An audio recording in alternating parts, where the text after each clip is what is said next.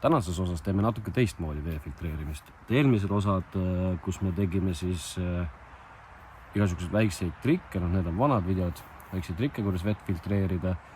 Ja siis me tegime veel nüüd see viimane video, mis meil oli Prepper versus siis Bushcrafter, paneme selles üles kuskile. Aga praegu, et kui looduses vesi otsas on, aga sul on olemas elementaarsed asjad, näiteks tuli, mille peal siis vett keeta, üks plastikpudel, kus sul vesi ka varem võib-olla sees oli, ja mingisugused siis roostevaba anumad. Ehk siis mida me selleks tegema peame, see on lihtne.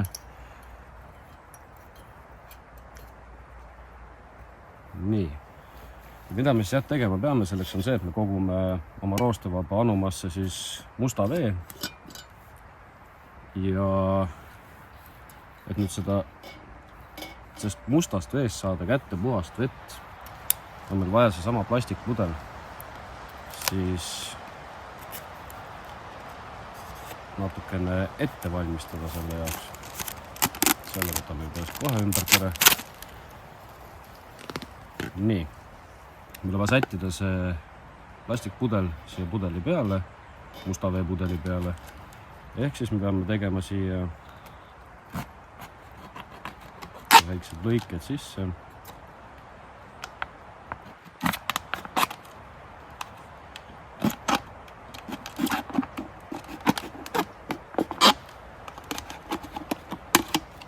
Nii, vaatame, kas ta on sobitud ka siia.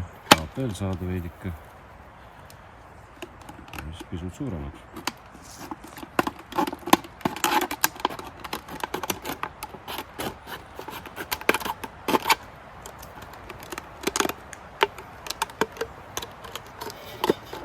Nii, väga hea.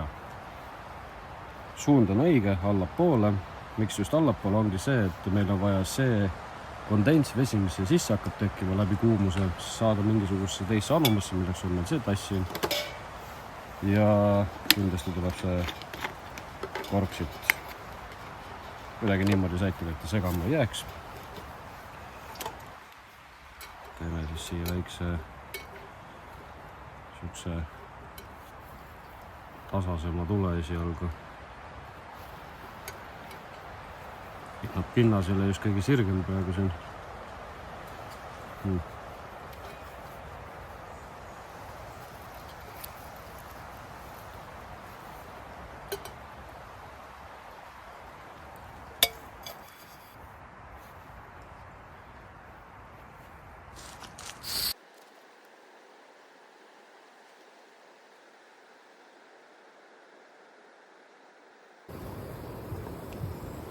Nagu näha, siis vesi on ilusti meil keema läinud.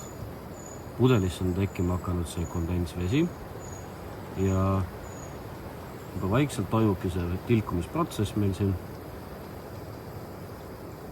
Mida rohkem meil seda kondentsi sisse tekib, seda rohkem ka vett meil tuleb. Ja see on üks võimalustest, kuidas siis puhastada musta vett, mida õnnestub ka pärast juua.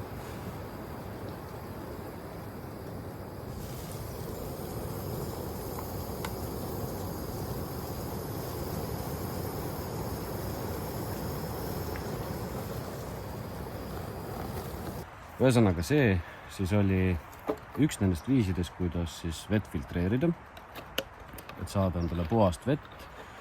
Ideeliselt sama tehnikaga õnnestub ka merevett endale täiesti joodavaks veeks teha. Ja järgmises videos ma näitan ühte tehnikat veel. Muidugi sellise kuulub seal paljude muude asjade sisse veel, mille jaoks üks asi on tähtis, mida paljud inimesed ära unustavad. Käige metsas, katsetage, igasuguseid huvitavaid väikseid sihukseid trikke ellujäämiseks ja Bushcrafti puhul tulevad need väga kasuks. Loodan, et see video meeldis. Näeme järgmises videos. Nii see. Siit